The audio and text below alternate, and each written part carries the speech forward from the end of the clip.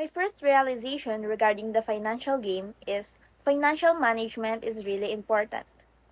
Second, prioritizing my work would have helped me increase my revenue and pay my bills. Third, I should have been aware of the risk associated with everything I buy. Fourth, it is essential to establish passive income streams such as royalties and intellectual property, investment dividends, and rental income. Fifth, be adaptable and versatile, particularly in the event that market conditions change.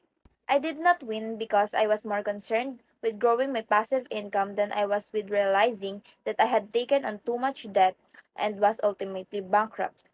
I gained knowledge about how to manage money, avoiding taking out loans that you cannot afford and purchase carefully. But I learned valuable lessons about financial management, risk assessment, cash flow management, long term perspective, learning from my mistakes, asset allocation, and financial literacy.